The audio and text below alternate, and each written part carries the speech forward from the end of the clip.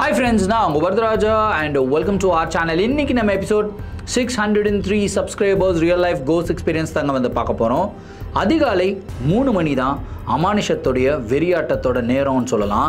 அதிகாலை 3 மணிக்கு தான் அதிகமாக ஆக்சிடென்ட்ஸ் ஹைவேல நடக்குதுங்க. இதுக்கு முக்கியமான காரணமும் அந்த இடத்துல இருக்கிற அமானுஷங்கள் அப்படின்னு சொல்கிறாங்க. அதிகாலை 3 மணிக்கு தான் ஒருத்தங்க வீட்டில் அமானுஷத்துடைய வெறியாட்டம் அதிகமாக இருக்கும் அப்படின்னு சொல்கிறாங்க. சரி, அந்த 3 மணிக்கு என்னதான்ப்பா இருக்குது அப்படின்னு கேட்டிங்கன்னா, அது இது வரைக்கும் ஒரு மிகப்பெரிய மிஸ்ட்ரியான ஒரு கேள்வியாக தாங்க இருக்குது. இந்த வீடியோவில் அதிகாலை 3 மணிக்கு சம்மந்தப்பட்ட ஒரு சுவாரஸ்யமான கதை தாங்க காத்துக்கிட்டு இருக்கு. இந்த சம்பவத்தை நீங்கள் பார்க்கறதுக்கு முன்னாடி நீங்கள் நம்ம சேனலுடைய புதிய பார்வையாளராக இருந்தாலும் சரி, இல்லைனா நம்மளுடைய சேனலை பார்த்துட்டு இருக்கீங்க, சப்ஸ்கிரைப் பண்ணாமல் பார்த்துட்டு இருக்கீங்க அப்படின்னா தயவுசெய்து சப்ஸ்கிரைப் பண்ணிக்கோங்க. கூடவே இருக்கிற பெல் ஐக்கானை கிளிக் பண்ணிக்கோங்க. அப்போ தான் எவ்ரி ஆல்டர்னேட்டிவ் டே போடுற வீடியோ உங்களால் உடனே பார்க்க முடியும். இப்போ வாங்க ஸ்ட்ரெயிட்டாக வீடியோக்குள்ளே போகலாம்.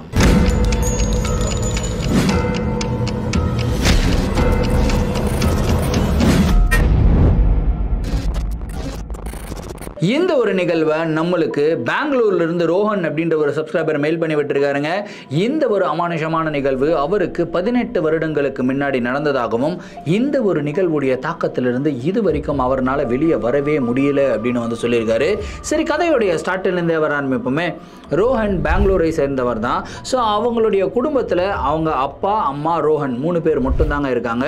ரோஹன் ஒரு ஐடி கம்பெனியில் போய் வேலைக்கு சேர்றாரு. நல்லா சம்பாதிக்கிறாரு. சம்பாதிச்ச உடனே அவருக்கு சொந்தமாக ஒரு வீடு வாங்கணும் அப்படின்ற ஒரு ஆசைங்க.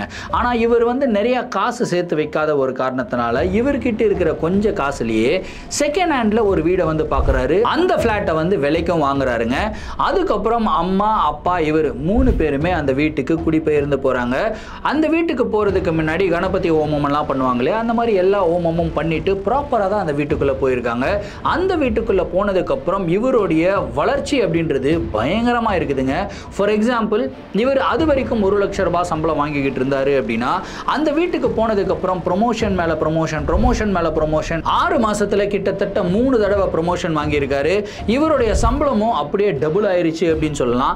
எல்லாமே கரெக்டாக போயிட்டு இருக்கேடா, வாழ்க்கை இதை விட நம்மளை பெட்டராக ட்ரீட் பண்ண முடியாது அப்படின்னு சொல்லி நினச்சிக்கிட்டு இருக்கும்போது தான் வாழ்க்கை அவருக்கு ஒரு மிகப்பெரிய ஆப்பை கொடுக்குதுங்க.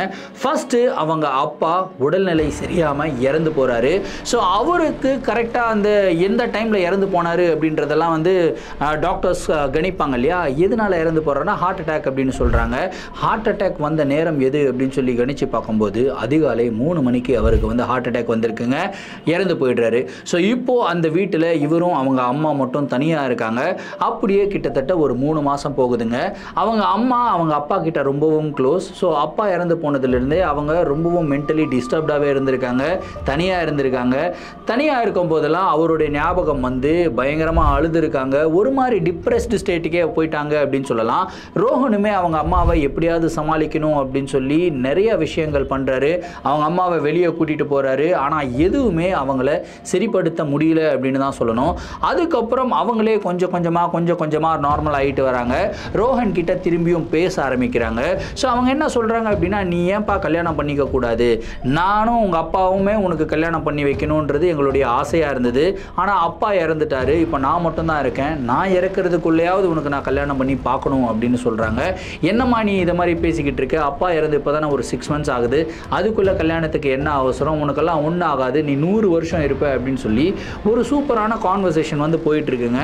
அதுக்கப்புறம் நைட்டு ஒரு 9 மணிக்கு டின்னர் சாப்பிட்றாங்க. சாப்பிட்டுட்டு அவங்க அம்மா, நான் எனக்கு ரொம்ப டயர்டாக இருக்குப்பா, நான் போய் தூங்குறேன் அப்படின்னு சொல்லி போய் படுத்து தூங்கிடுறாங்க. ரோஹன் ஒரு 12 மணி வரைக்கும் முழிச்சிருக்காரு. அதுக்கப்புறம் அவருமே வந்து தூங்கிடுறாருங்க. அடுத்த நாள் ரோஹன் காலையிலேயே ஆஃபீஸ்க்கு போகணும். சீக்கிரமாக எழுந்துக்கிறாரு. எழுந்து ரெடி ஆகிடுறாரு. ரெடி ஆகிட்டு வெளியே வந்து பார்த்தா அவங்க அம்மா இன்னும் தூங்கிக்கிட்டே இருக்காங்க. என்னடா இது, அம்மா எப்பயுமே சீக்கிரமே எழுந்துருவாங்களே, நான் ஆஃபீஸ்க்கு போகிறேன் அப்படின்னா டிஃபன் எல்லாம் பண்ணி எனக்கு லஞ்சுமே பண்ணி பேக் பண்ணி கொடுத்துருவாங்களே, இது வரைக்கும் தூங்கிக்கிட்டு இருக்காங்களே, ஆல்ரெடி 8:30 ஆகுது, அம்மாவை எழுப்பலாம் அப்படின்னு சொல்லி ரோஹன் அம்மாவுடைய ரூமுக்குள்ளே போகிறாருங்க. அம்மாவுடைய ரூமுக்குள்ளே போன உடனே அவ்வளோ உஷ்ணம் ரூமுக்குள்ளே பயங்கர ஹீட்டாக இருக்குது. என்னடா இது இவ்வளோ ஹீட்டான ரூம்லேயே அம்மா படுத்துருக்காங்க அப்படின்னு சொல்லி அம்மான்னு கூப்பிட்டுக்கிட்டே இருக்காரு. அம்மா எழுந்துக்க மாட்டாங்க. அம்மாவுடைய கையை போய் தொடுறாருங்க. தொட்ட உடனே அப்படியே ஃப்ரீசரில் இருக்கிற மாதிரி சில்லுன்னு இருக்குங்க அவங்களுடைய பாடி. ரோஹனுக்கு ஒரு செகண்ட் அப்படியே அவருடைய ஹார்ட் ஸ்டாப் ஆகுது. எந்த விஷயம் நடக்கக்கூடாதுன்னு நினச்சாரோ அந்த ஒரு விஷயம் இப்போ நடந்திருக்குங்க. அவங்க அம்மாவும் இறந்து போயிடுறாங்க. அவங்க அம்மாவுடைய உடலை ஹாஸ்பிட்டலுக்கு எடுத்துகிட்டு போகிறாங்க. எப்படியாவது பொழைக்க வச்சிட மாட்டோமா அப்படின்னு சொல்லி ப்ரே பண்ணிக்கிட்டு இருந்த ரோஹனுக்கு ஒரு மிகப்பெரிய ஷாக். டாக்டர்ஸ் வந்து இல்லை, அவங்க இறந்து போயிட்டாங்க, இவங்களுமே உங்கள் அப்பா மாதிரியே ஹார்ட் அட்டாக்கில் தான் இறந்து போயிருக்காங்க அப்படின்னு சொல்கிறாங்க. அந்த ரிப்போர்ட்டை வாங்கி பார்க்குறாரு. அந்த ரிப்போர்ட்டில் இருந்த ஒரே ஒரு விஷயம் மட்டும் அவருடைய கண்ணுக்கு ஸ்ட்ராங்காக படுதுங்க. என்னென்னு கேட்டிங்கன்னா, அவங்க அப்பா மாதிரி அவங்க அம்மாவும் அதிகாலை 3 மணிக்கு தான் ஹார்ட் அட்டாக் வந்து இறந்து போயிருக்காங்க. இந்த ஒரு ரிப்போர்ட்டை பார்த்த உடனே ரோஹன் பயங்கர ஷாக் ஆகுறாரு.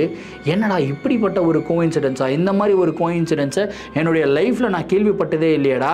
இது வரைக்கும் என்னுடைய உலகமே என்னுடைய பெற்றோர்கள் தான் வாழ்ந்துக்கிட்டு இருந்தேன், ஆனால் இப்போது என்னுடைய உலகமே சிதைஞ்சிருச்சே அப்படின்னு சொல்லி பயங்கரமாக ஃபீல் பண்ணி அழுக ஆரம்பிக்கிறாருங்க. சரி, அதுக்கப்புறம் அவங்க அம்மாவுடைய லாஸ்ட் ரைட்ஸ் எல்லாம் பண்ணுறாரு. இவர் தனியாக அந்த வீட்டுக்குள்ளே வராருங்க. அந்த வீட்டுக்குள்ளே உட்காந்துக்கிட்டு இருக்கும்போது இவருக்கு எதுவுமே பிடிக்கல. அந்த வீட்டுக்குள்ளே எங்கே பார்த்தாலும் அவங்க அப்பா நடந்து போகிற மாதிரி இருக்குது, அவங்க அம்மா நடந்து போகிற மாதிரி இருக்குது.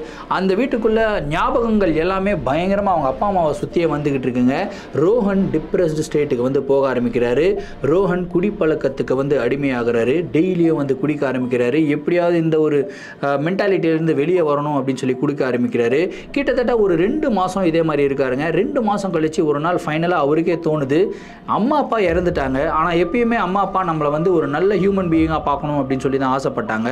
ஆனால் அவங்க ஆசைப்பட்ட மாதிரி நான் இப்போ வாழ்க்கையில் வாழலையே, நான் இன்னும் குடிச்சிக்கிட்டே இருக்கிறேனே, இந்த குடிப்பழக்கத்தை விட்டுடுவோம் அப்படின்னு சொல்லி அன்னைக்கு அட் அ டைமில் அப்படி நிறுத்துறாருங்க குடிப்பழக்கத்தை.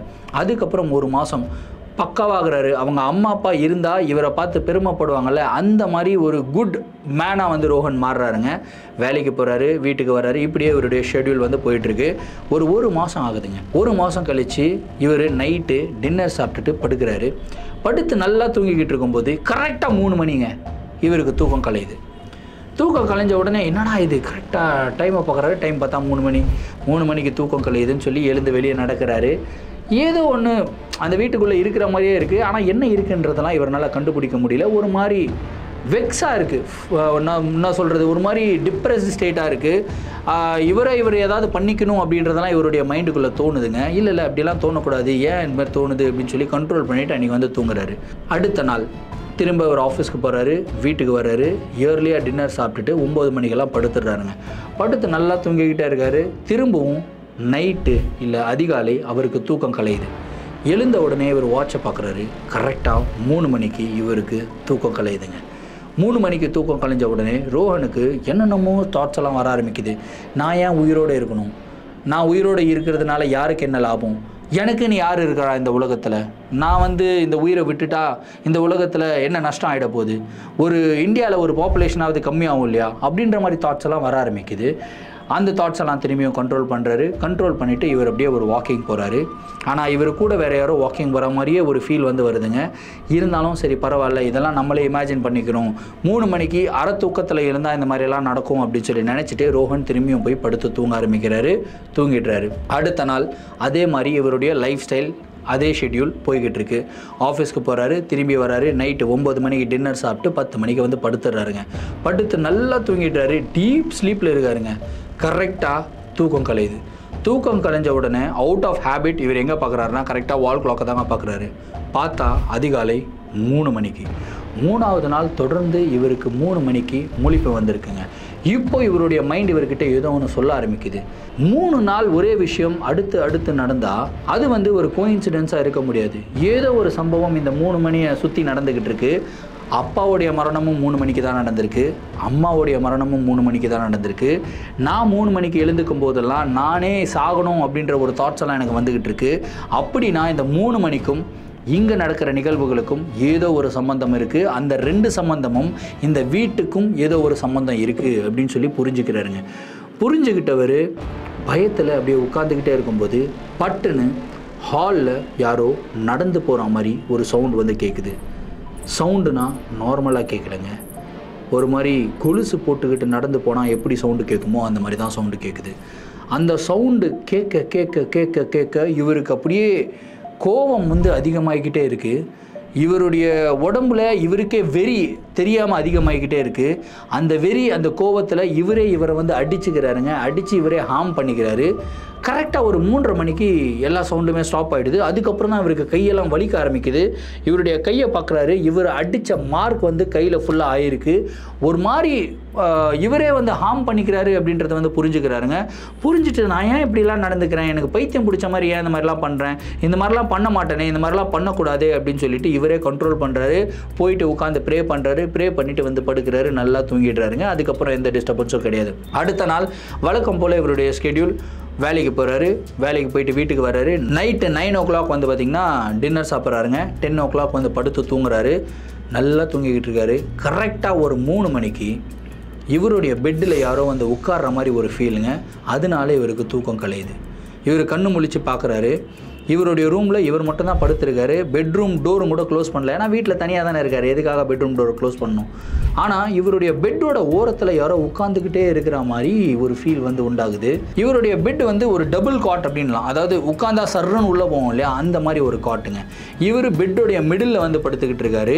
அந்த கார்னரில் அந்த பெட்டோடைய ஓரத்தில் யாராவது உட்காந்தா அந்த பெட்டு வந்து உள்ளே அமுங்கும் இல்லையா, கரெக்டாக அந்த பெட்டோடைய கார்னரை நோட் பண்ணுறாரு. உண்மையிலேயே அந்த இடத்துல யாரோ உட்கார்ந்துருக்கிற மாதிரியும் அந்த பெட்டு அமுங்கி இருக்குங்க.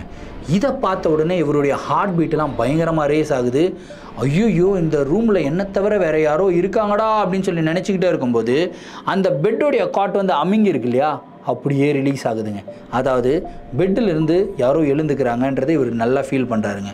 அப்படியே அந்த இடத்த உத்து பார்த்துக்கிட்டே இருக்கும்போது பட்டுன்னு அவருக்கு அந்த இடத்துல கொலுசு போட்டுக்கிட்டு நடக்கிற மாதிரி ஒரு சவுண்டு கேட்குது. அந்த சவுண்டு எதை நோக்கி கேட்குது அப்படின்னா, இவருடைய பெட்ரூம்லேருந்து ஹாலுக்கு போகிறதுக்கு மெயினாக அந்த பெட்ரூம் டோர் வழியாக வெளியே போவாங்க இல்லையா, கரெக்டாக அந்த பெட்ரூம் டோர் வழியாக நடந்து போகிறது இவருக்கு கேட்டிருக்குங்க. அந்த பெட்ரூம் டோர் அப்படியே ஒத்து பார்த்துக்கிட்டே இருக்கும்போது அந்த இடத்துல காற்று இல்லை, குளிர்காலம், இவர் ஃபேனும் போடல, ஏசியும் போடல, ஜன்னல்கள் எல்லாமே மூடப்பட்ட நிலையில் இருக்குது. காற்று வர்றதுக்குண்டான வாய்ப்புகள் சுத்தமாக கிடையாது.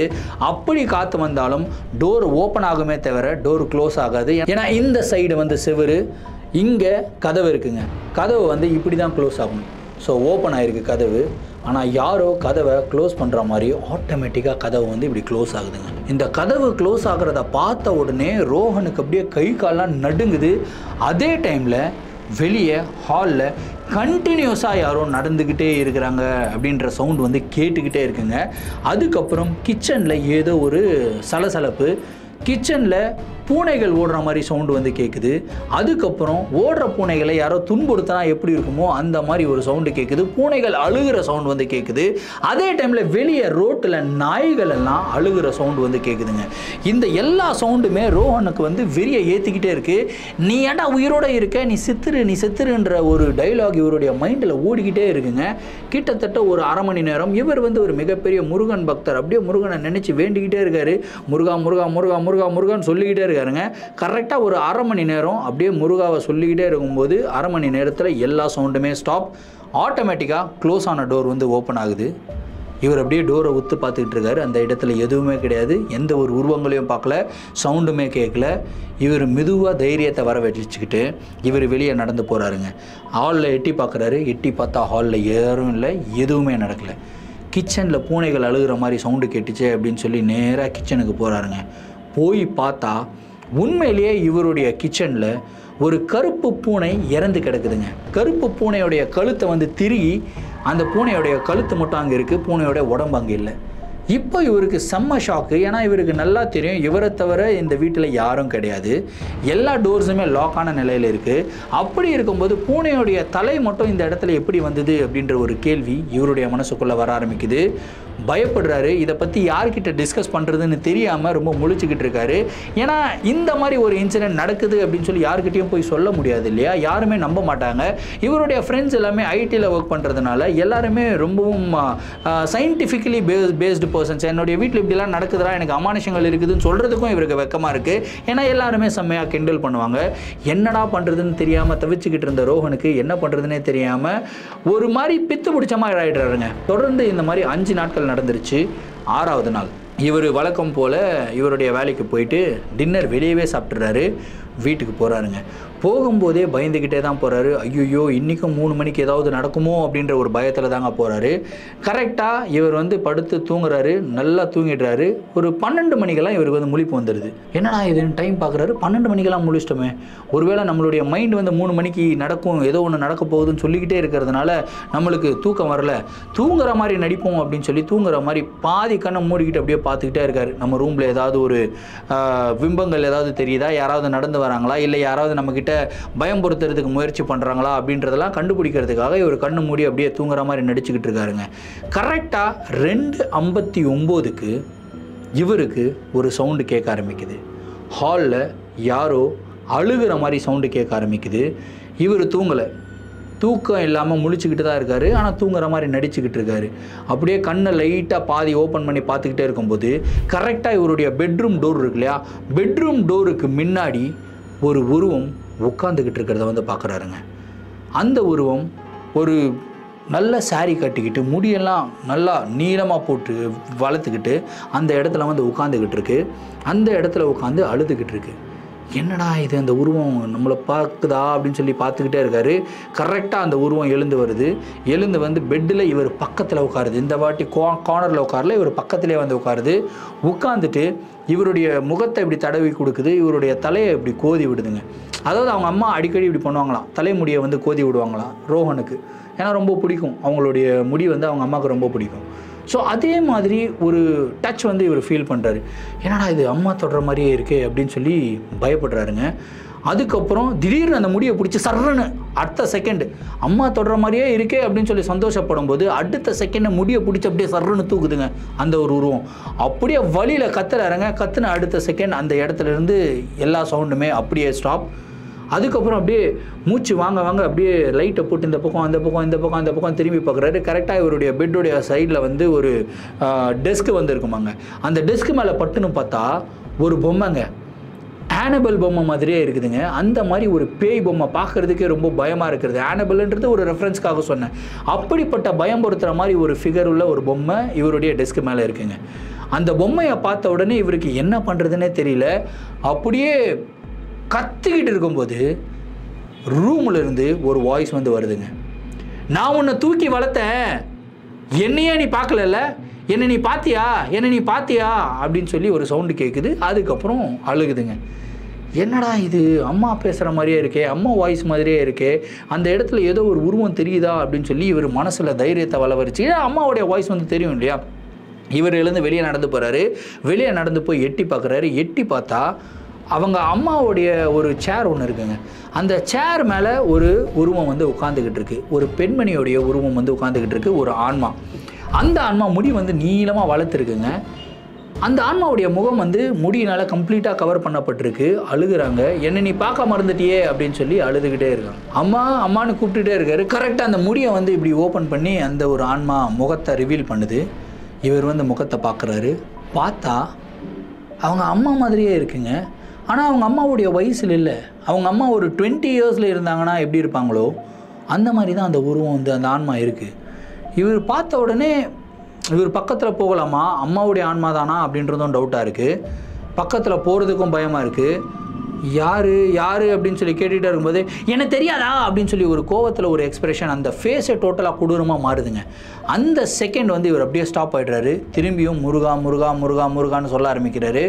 அப்படியே ஒரு அரை மணி நேரம் 3:30 மணிக்கு கம்ப்ளீட்டாக எல்லா விஷயங்களும் ஸ்டாப் ஆகிடுச்சுங்க. இந்த மேட்டரை பற்றி யார்கிட்டையாவது சொல்லி ஆகணும். கண்டினியூஸாக 6 நாட்கள் நடந்துருச்சு. அம்மா அப்பாவும் கரெக்டாக 3 மணிக்கு தான் இறந்து போயிருக்காங்க.